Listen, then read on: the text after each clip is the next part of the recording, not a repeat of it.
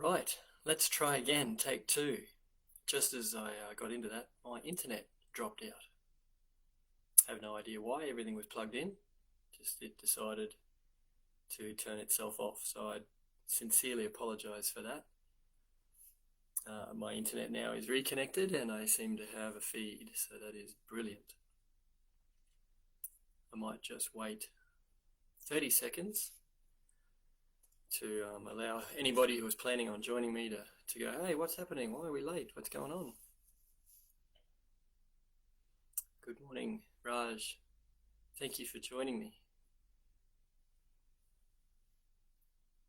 So I'll wait just another 20 seconds. I did have some trouble with my internet. I logged in and started the live feed almost exactly at 11, and at about 11:02 my internet dropped out.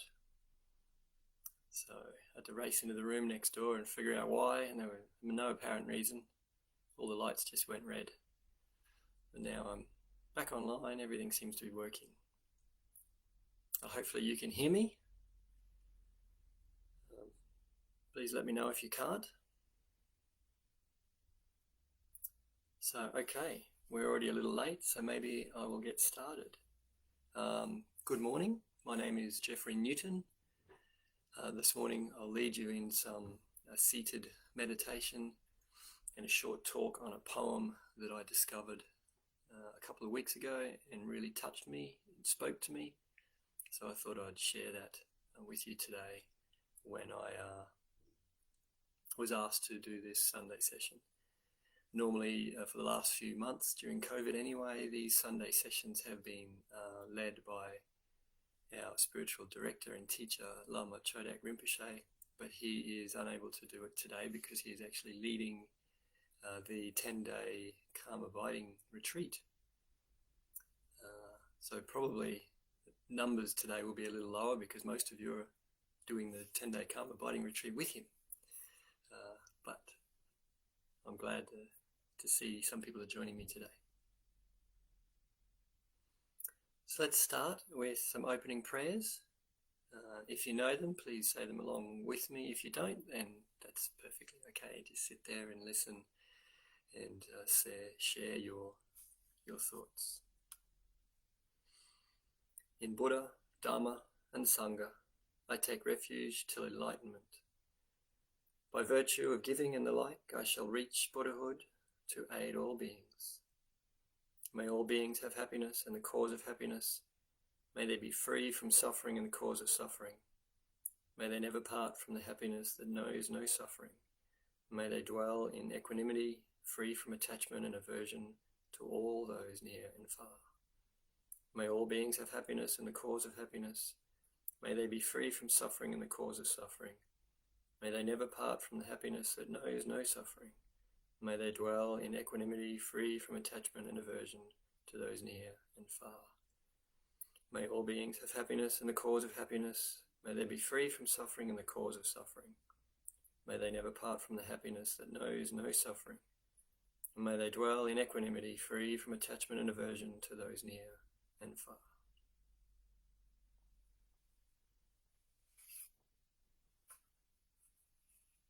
So we'll start by doing some body scans.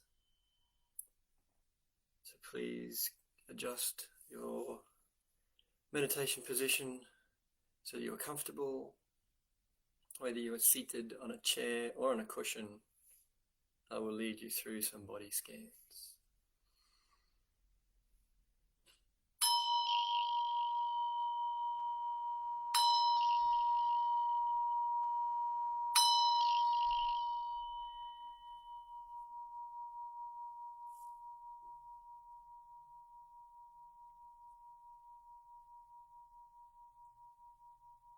As the sound of the singing bowl fills the room, we bring our attention to our body.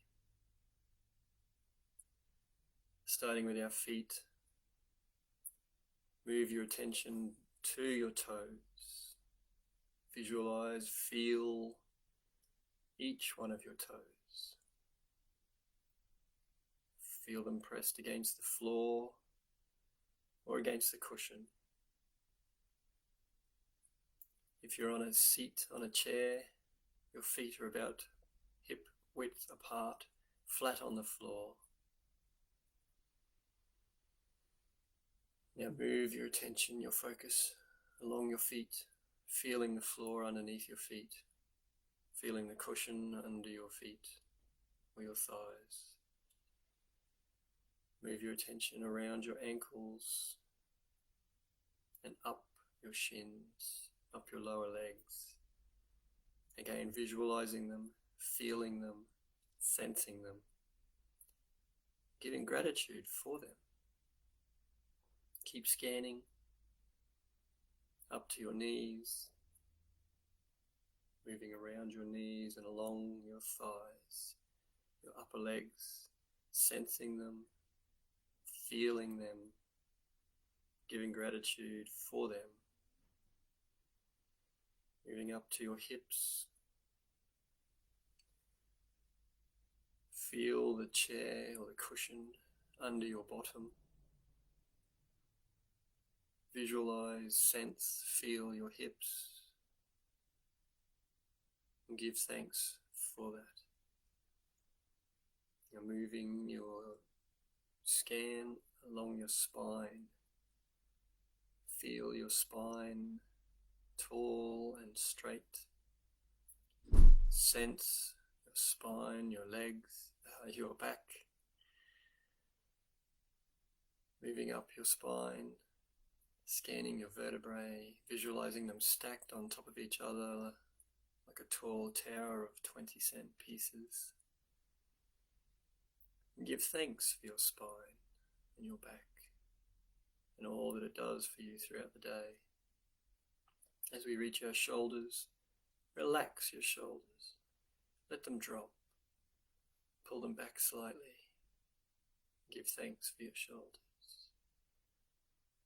Continue to scan down your arms, your upper arms. Visualize them, sense them, feel them, knowing that they are part of your body. And give thanks for your arms as you reach your elbows. Continue down your lower arms. Feel them, sense them, visualize them as you move your scan into your hands. Are your hands in the correct meditation posture? The mudra, contemplated equipoise. Right hand in the palm of the left, thumbs just gently touching. Just gently, no pressure on your thumbs. And move your scanning back up your arms to your elbows. Your elbows are slightly away from your body to allow room for the airflow. Scanning up to your shoulders once more, continuing up your neck. Your neck is tall, sitting on top of your shoulders.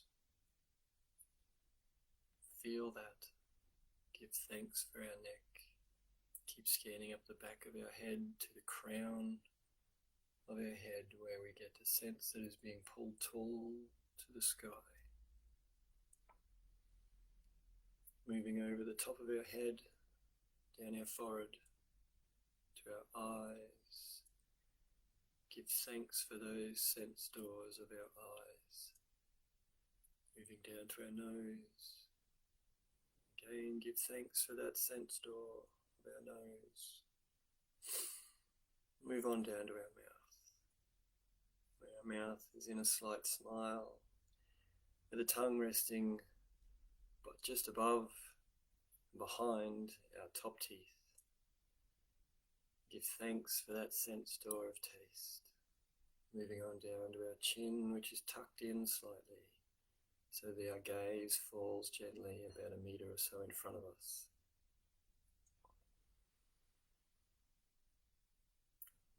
Now we scan back the other way, checking our posture as we go and giving thanks and gratitude for this form as we go, scanning our chin, mouth, nose, eyes, forehead, top of our head to our crown, down the back of our head to our neck, down to our shoulders, checking our posture, giving thanks, down our arms, sensing, feeling, focusing on our body, elbows, down our forearms to our hands, scanning back up our arms to our elbows, to our shoulders, now down our spine. Checking our posture, our spine is tall and straight without being too stiff or rigid. Keep breathing as we go down to our hips, giving thanks for our hips, onto our legs, down to our knees, on down our shins to our feet. Now you may scan your body in a number of different ways. You can focus on the muscles and visualize each muscle as you move up and down your body. Or you can visualize your bones, your skeleton, as you move up and down your body. However you wish to scan your body, this is a great meditation for bringing us into the here and now, into this time and this space. For we are kind of trapped inside this form for this life. It's a good thing to anchor our meditation. I'll now be quiet for a few moments and let you do a few body scans of your own. So scanning up and down, feeling, visualizing, and being grateful. I'll leave you now for a few moments to continue your own body scans.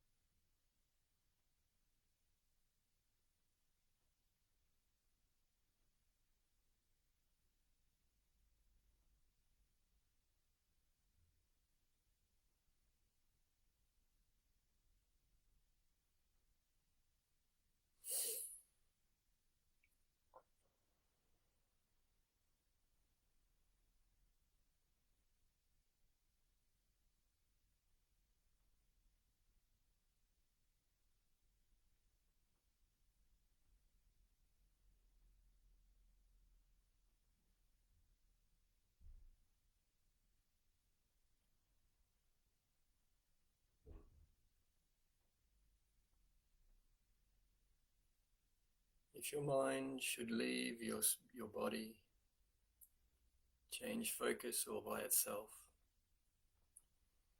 don't judge yourself. Be gentle. And just bring your mind back to the focus of your body and continue scanning. Your mind is only doing what it's supposed to do, and keeping an eye on everything in the world all at once. For the moment, we don't want to keep an eye on everything. We just want to focus on our bodies.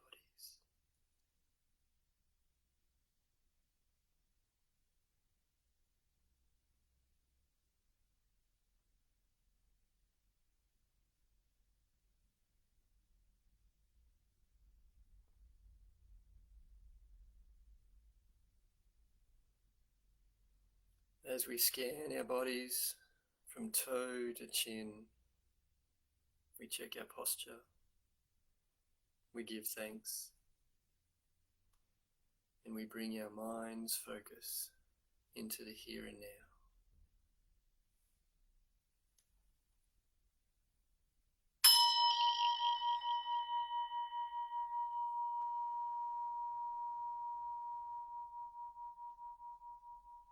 Take a mini break there to attend to anything that urgently needs attention. If we try to force our meditation to go longer than we're used to, we may get ourselves into trouble. So like the blossoming of flowers, it cannot be forced. We must let the flower open on its own accord. So let's not force our meditation too much.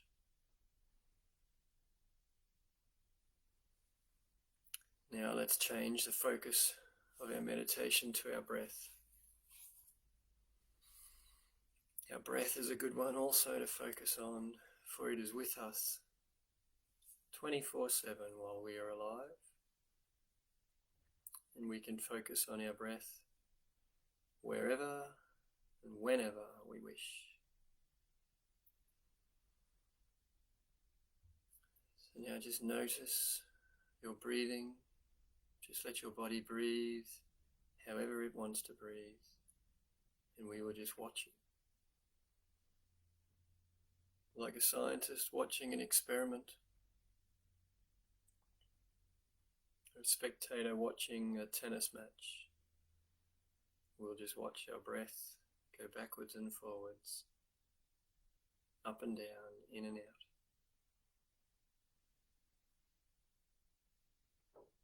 Again, you can place your focus on the tip of your nose, if you wish. You might notice if your breath makes any noise.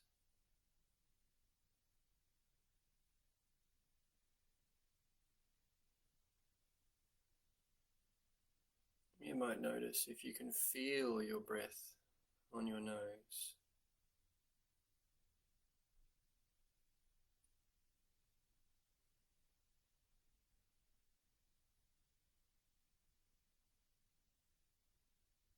You might notice if there's a tingling sensation or slight vibration maybe.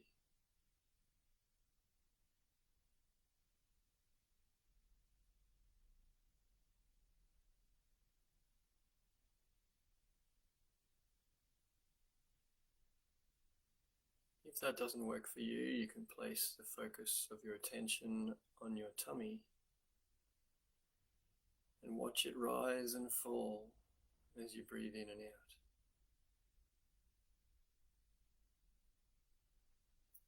It expands and moves out as you breathe in, contracts and moves in as you breathe out.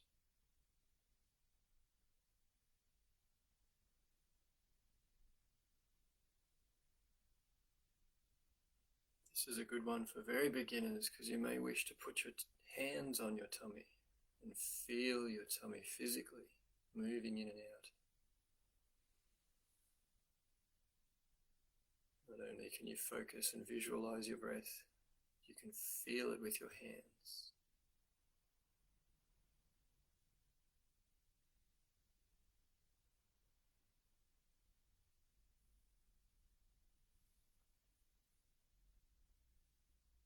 Again, if your mind jumps to something else, like what you're going to have for dinner tonight, gently bring it back to your breath. Don't judge, don't get angry. that's just doing what it's supposed to do. Bring your mind and your focus back to your breath.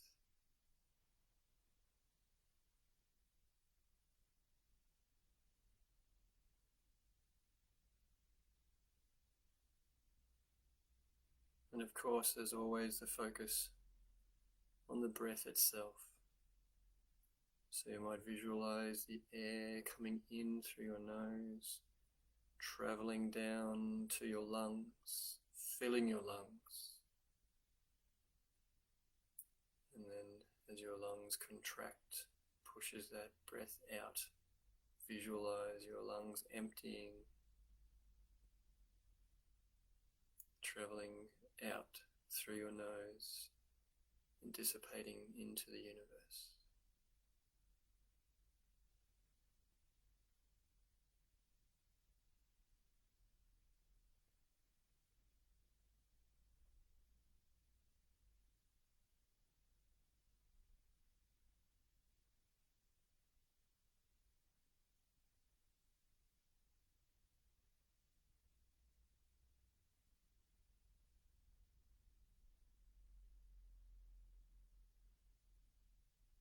You may wish to attach something to that breath. So as you breathe in and you visualize that air entering your body and becoming your life-sustaining breath, you might attach a feeling of love or compassion or joy. And as your lungs fill with that air and that breath, it also fills with that love.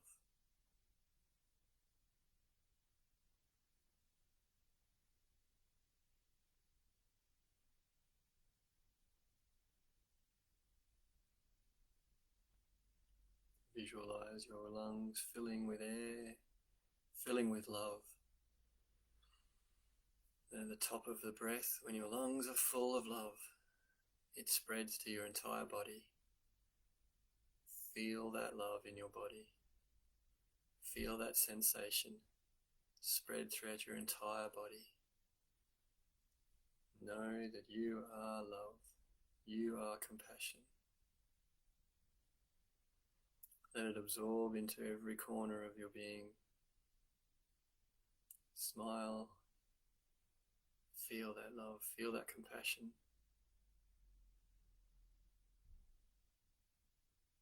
The next inhalation, breathe in more love, more joy.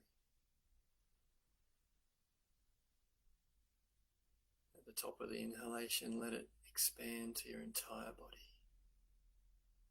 Absorb it, feel it, sense that feeling overtaking you.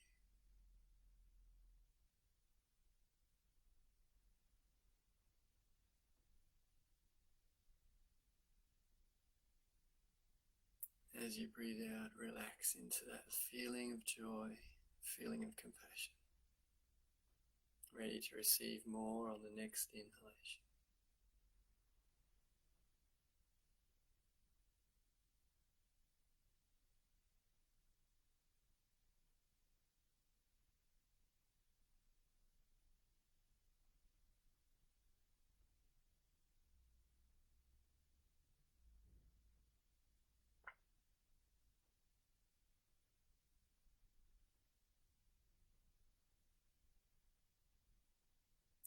Know that you can take this compassion and joy from the universe, and it will never run out. Feel that love and compassion entering your body. See that light, see that breath, and that emotion traveling throughout your body.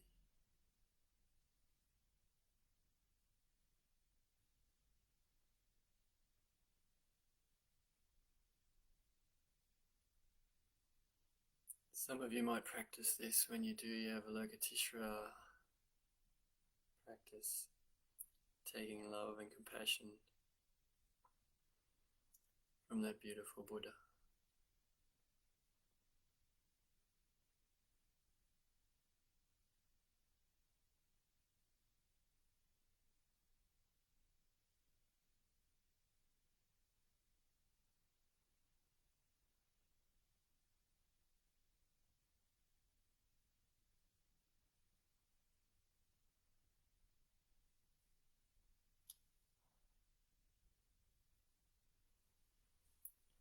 Just breathe in that compassion for a few more moments, watching our breath, watching our bellies, feeling that love.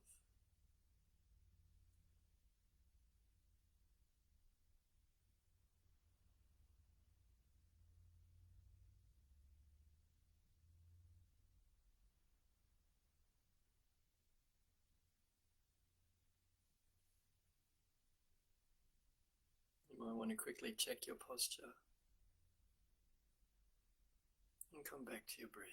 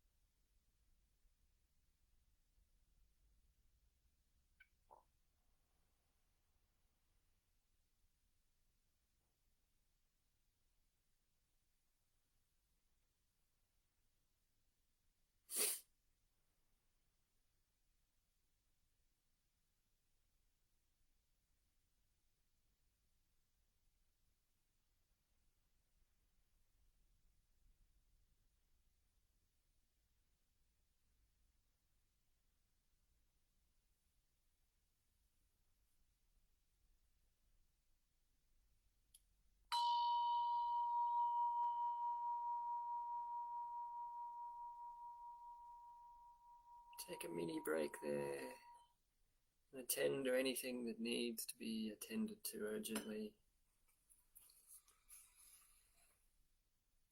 Remember, our mini breaks are almost as important as our meditation itself. For we don't want to force the meditation. We don't want to force ourselves to sit any longer than is beneficial. We certainly don't want to sit through pain. So if your legs or back are hurting you, push a little, sit a little longer than you think you can, but don't sit into pain. So once you've attended to what you need to attend to, rededicate yourself to your meditation, knowing that you can sit for another 5 or 10 minutes, keeping our focus this time on our breath. We might, instead of breathing in love and compassion this time, we might get rid of some negative energy on our exhalation. So returning our focus to our breath, just for a moment, either our bellies or our nose, or just visualizing the movement of air in and out of our lungs, watching our bodies breathe in, pause, and breathe out.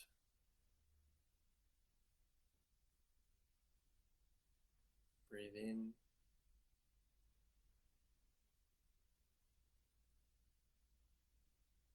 pause, breathe out.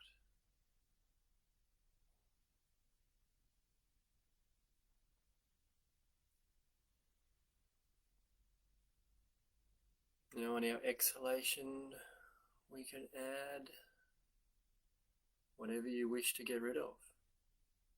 Pain, possibly, from your knees. Anger towards somebody you think may have wronged you.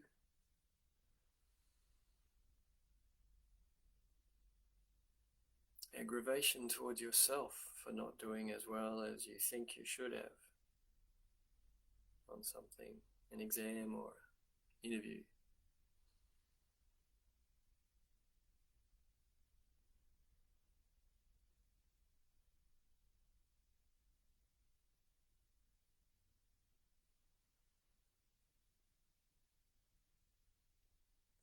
And as we attach that motion, that feeling to our exhalation, watch it leave our bodies.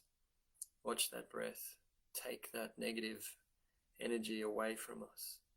See it traveling on our breath into the universe. Watch it come up from our lungs, up through our neck, out our mouth or nose, into the universe, and visualize it disappearing and leaving you forever. See it leave your body. Feel that negative energy leave your body. Feel the weight be removed from your shoulders, so to speak. Know that you can just let it go. You can just breathe it out. It is completely your choice. You're the one holding on to that anger or that sadness. It may take several sessions to breathe it all out. Several days, weeks, or even months before you can truly feel like that negative energy is gone. But you can just breathe it away. Let it go. Make a decision to let it go and watch it leave your body on your exhalation.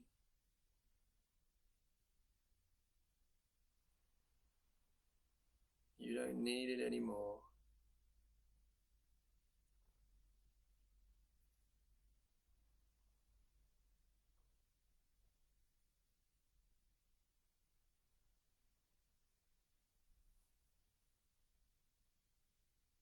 Let your body relax as you breathe out that negative energy.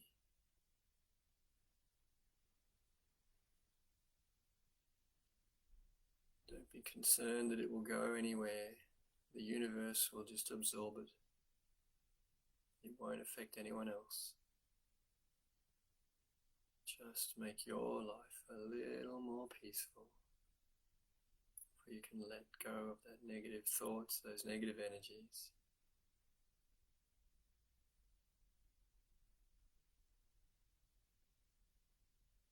If you want to add a color to that exhalation, you can visualize that breath as a dark blue. And on that dark blue light, let those negative feelings attach. And as you breathe it out, visualize it drifting away with the breeze, up into the clouds. See it leaving your body. Feel it leaving your body. Feel relaxed and lighter. And know that you can simply let it go.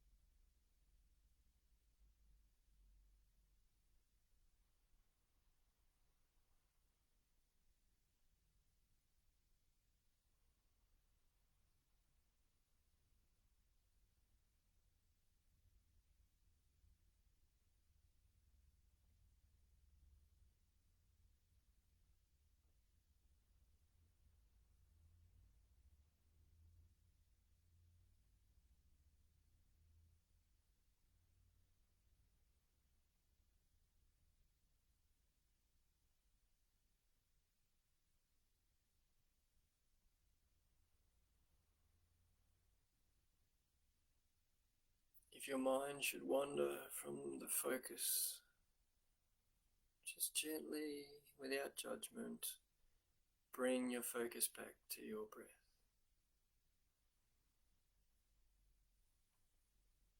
It's your mind's job to try to think of everything at once and look after you. But at the moment, all you need to focus on is your breath. So thank your mind for doing its job. Thank it for whatever thought it popped into your head. And then gently bring your focus back to your breath.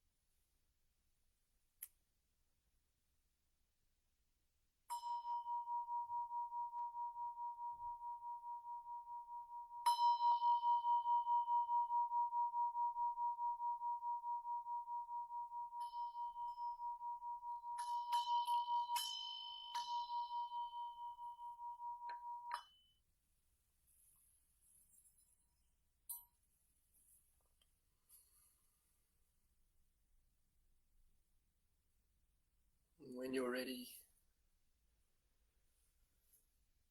we bring your focus now back to whatever device you're watching me on.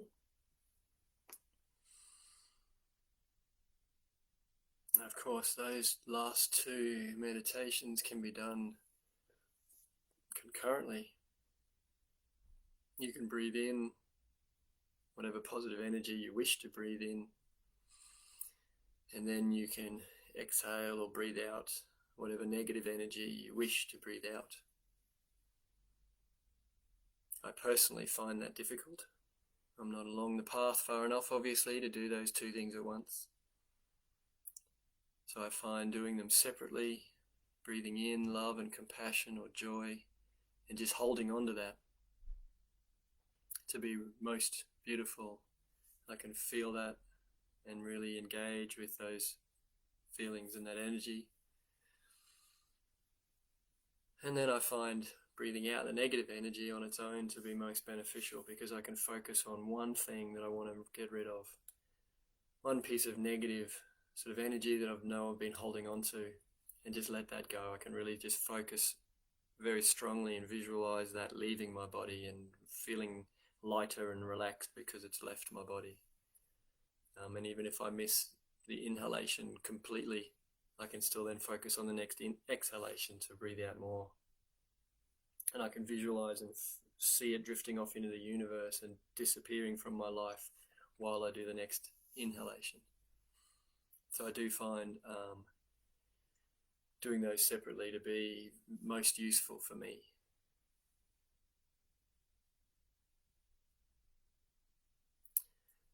So now I will lead some prayers to request teachings. If you know them, please join me. If you don't, then please just follow along. According to the intelligence and predisposition of each being, we ask that you turn the Dharma wheel of great, low, and common vehicles. With the brilliance of your wisdom, O compassionate one, illuminate the darkness of ignorance enclosing my mind. Enlighten my intelligence and wisdom so that I may gain the insight into the Buddha's words and the texts that explain them.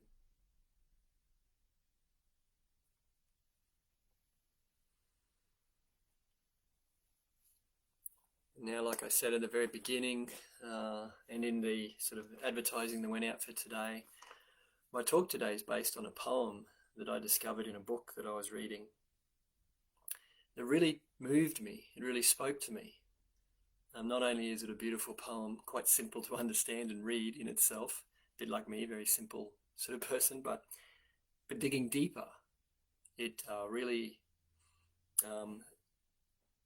spoke to a whole bunch of different things that the Dharma talks about. There are many, many different concepts and ideas and thoughts in the Buddha Dharma. And for me, this poem sort of echoed a lot of them and brought a lot of them to life in a very simple way. So I thought I'd like to share that with people today. And I'm very honored to be able to do that. And thank you for those who are joining me. Firstly, I'll read you the poem. It is on the Facebook post and in the email that hopefully you received, but I'll read it to you again now so that it's fresh. I am a student. I've been a student as long as I remember, and it is a pleasure to be a student. It is a pleasure to learn that I don't know. It is a pleasure to learn that I was mistaken. It is a pleasure to learn from great masters. It is a joy to learn by sharing what I learnt. It is a joy to learn how to be what I am. I seek to learn about the world around me. I seek to learn about what I actually am. I seek to learn how to be a proper human being. Clouds show me the nature of my world. Rivers show me the nature of myself. Babies show me how to be more human. I am a student. That's by Ringu Tolku Rinpoche. Now, please, throughout this, I know we can't really have a full-on live conversation. It's not Zoom. But please put any comments or questions you might have about the poem in Facebook, and I'll address them immediately if I can. We have a bit of a chat about them, or I will comment back to you after we stop going live. But firstly, thinking about the whole concept of the poem, being a student. So what does it mean to be a student? Well, if you think about being a student in the broadest sort of understanding, a student is one who just learns. You don't need to be a formal student in an education environment like university or high school. You can learn from anything and anyone at any time, anywhere.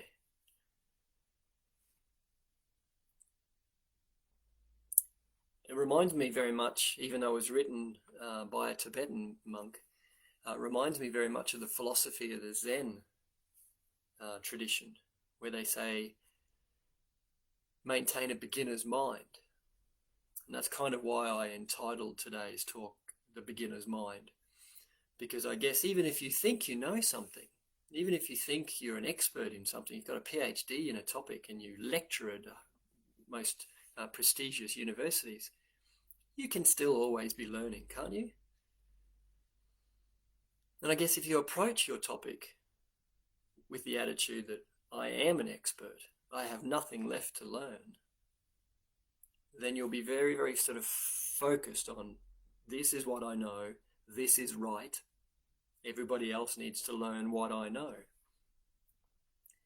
And I put my hands up like that because I think that might blinker you, if you have that attitude, from what else there might be, if that makes sense.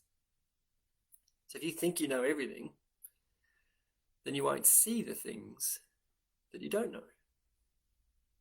And you won't be open to receiving anything new. You won't be open to suggestions or comments.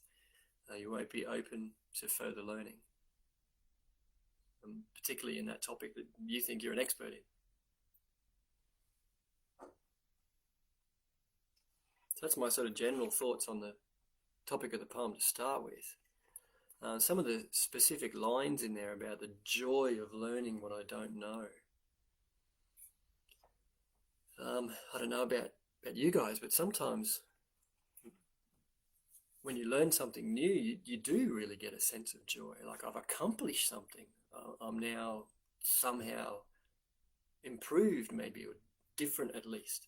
I can do something now that I couldn't do, especially if that was a physical type of learning, like learning to ski. That's something probably everybody can relate to, is learning to ride your push bike. Remember the first time that you actually rode your push bike without the trainer wheels on, without your mum or dad, or somebody hanging onto the back of it, and you got your balance, and you rode, and you put your brakes on, and you stopped, and you achieved. Was there a sense of joy there? I think, well, I hope that you might agree with the author of that poem there, that learning can be just a simple joy. What about learning from mistakes?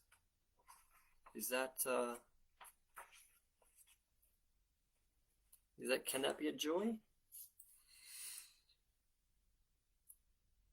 I think in this sort of day and age, this society we live in, it's not too approved to learn from mistakes. From the point of view that we don't want to make the mistakes in the first place. Mistakes are seen as bad. Don't make a mistake. You've got to get it right the first time. But if we make a mistake and we learn from it and we grow and we move forward, then was it really a mistake? Could actually be just a lesson.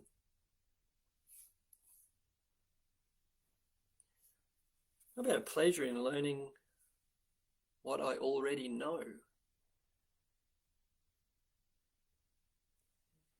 How do you learn what you already know?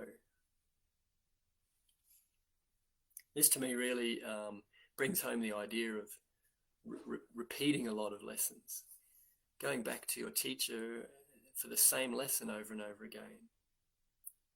Some people go, why would I want to go back and hear the same Dharma talk or the same lesson that I've heard before? But you're now a different person to what you were before. You've incorporated that part of that Dharma talk that you understood into your practice, into your life. You've incorporated other things that you've heard. You've grown and changed and learnt and developed. Now when you go back and you sort of, I guess, relearn what you think you already know, you're hearing it with different understanding. You'll hear different things. You'll understand different things. And you'll take on board different things. And so there'll be now a different part that you can take into your practice and into your life. So it is a pleasure to learn something that I think I already know. And I guess being more literal to the line in the poem, if you haven't learned anything new from hearing it again, just confirming that you actually understand or understood when you heard it the first time, you can be happy with yourself to go, okay, yes, I did get it, I did understand it, and I'm incorporating it into my practice and into my life, I think properly.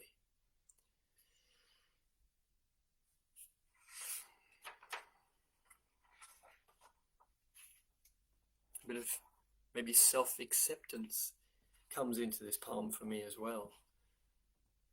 Understanding that you'll always be a student, on the flip side of that, I guess, means that there is always something you can learn and always something you don't know. So accepting that you're not perfect. Sorry, you are perfect. Everybody's perfect. Buddha nature tells us we're perfect. But accepting that there's something new that you can learn. Some new piece of information, some new skill, some new practice, some new way of interpreting or understanding that information so you can better incorporate it into your life. It means that you've still got a long way to travel along the road, along the path. So it's a pleasure to learn that I was mistaken.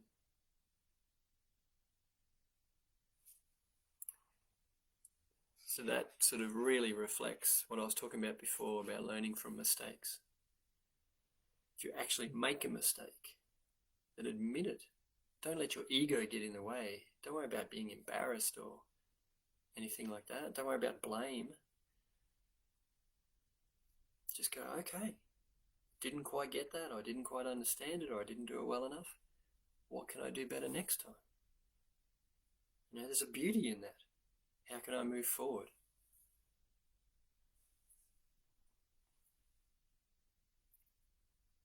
Hello, Jinpa. Lovely for you to join me. Thank you. The line about learning from great masters. I think this is one that we underestimate. Well, certainly I do. I shouldn't speak for we. I should say I underestimate. You know, the ability to learn from great masters, even the master who wrote this poem themselves, is profound. And we don't necessarily need to learn from great masters, because I kind of hope you might learn just a little bit from me today. And I'm certainly not a great master. Even if I just give you a snippet of something to think about,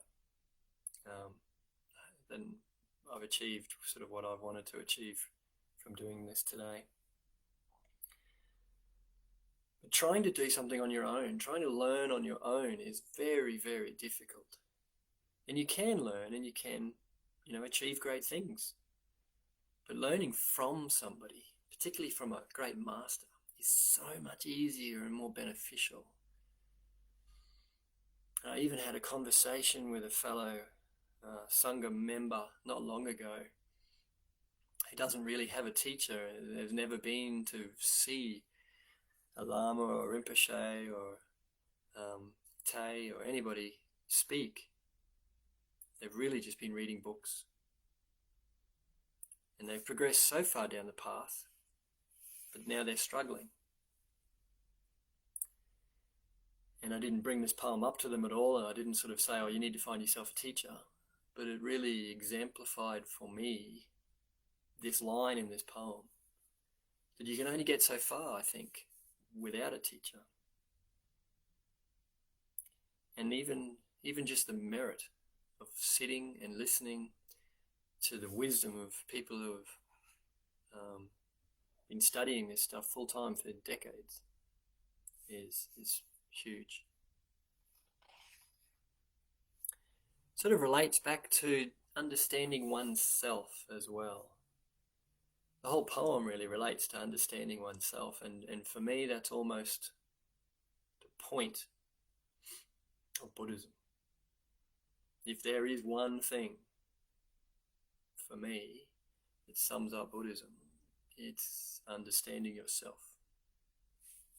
I mean, that's why I meditate, to understand my own reactions and thoughts and impulses.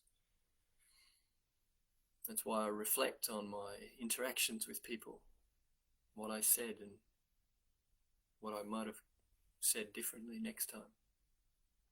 What kind of a friend am I? What kind of a father am I? Am I being the best, most skillful human being that I can be in this lifetime?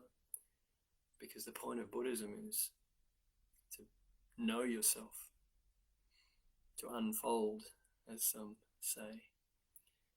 So I think if you can see yourself as a student and know that you can learn from every opportunity, from great masters, from mistakes, relearn and hear things again,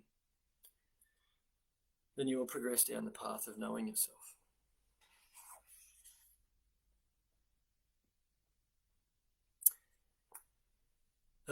There's a little bit of humility in there as well. Humility to know that even though you know a lot about a particular topic, you can still learn. And sometimes you can even learn from your students.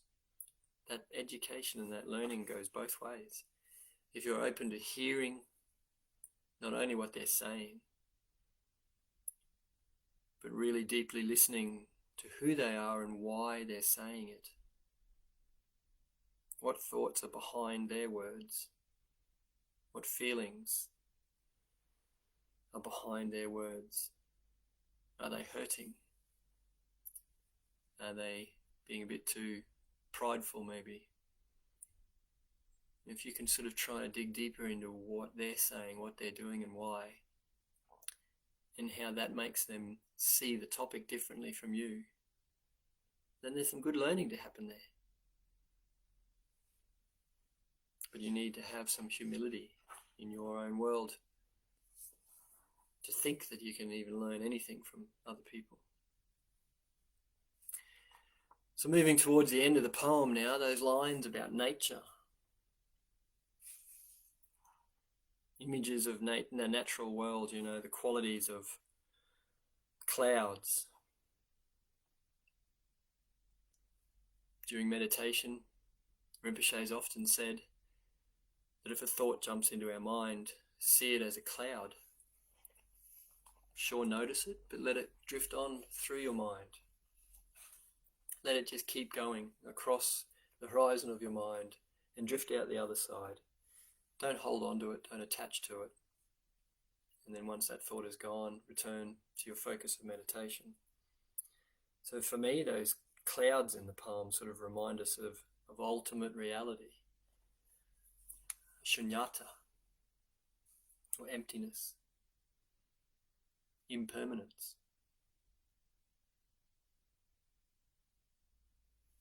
And then when it comes to the river,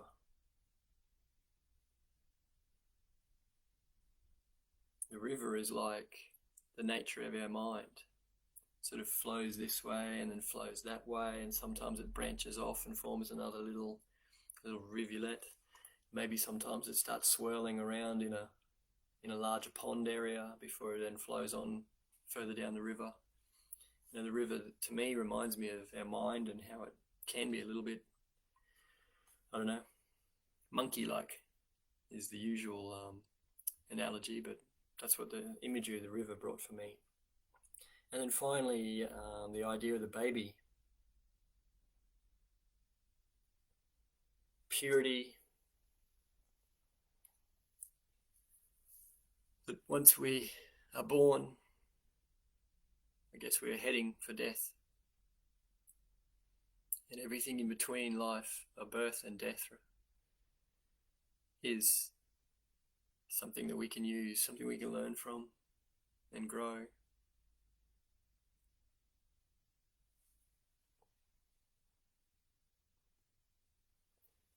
And like a baby, everything is new.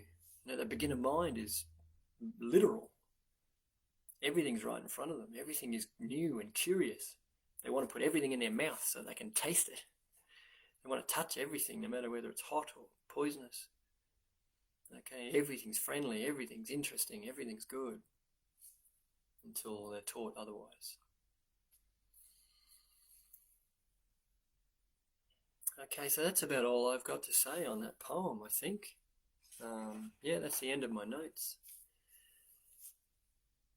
So if anybody's got any questions or comments you'd like to put in now, might have a quick chat about them. Probably I'll leave it and let you ponder both that poem and my thoughts, at least, on it. Maybe it's something you come back to in a week or two, reread the poem, have another think. And then maybe in 6 months, come back and reread that poem, have another think. For me, it just raised a lot of ideas about impermanence, about emptiness, shunyata, about gratitude, non-clinging, grasping. So there are a lot of sort of concepts and philosophies all wrapped up in that one poem. Plus it was sort of easy to read as well. It's always a bonus.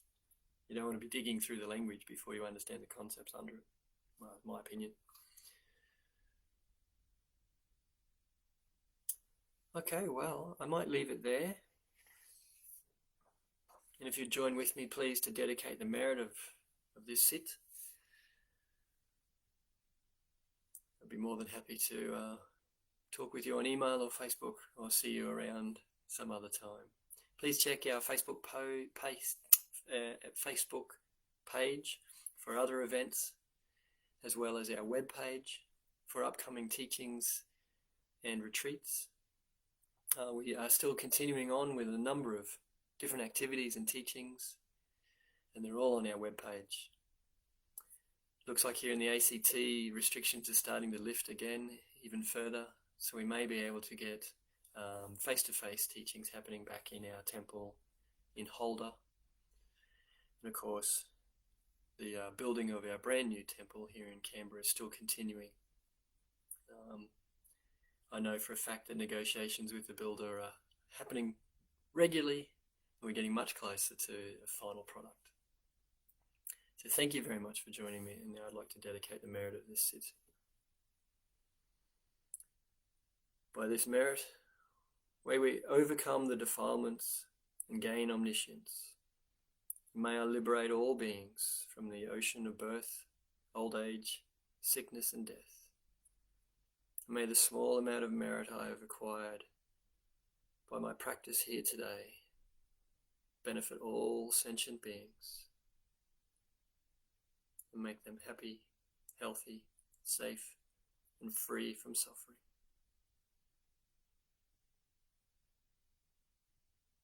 Thank you, my friends, and go in peace.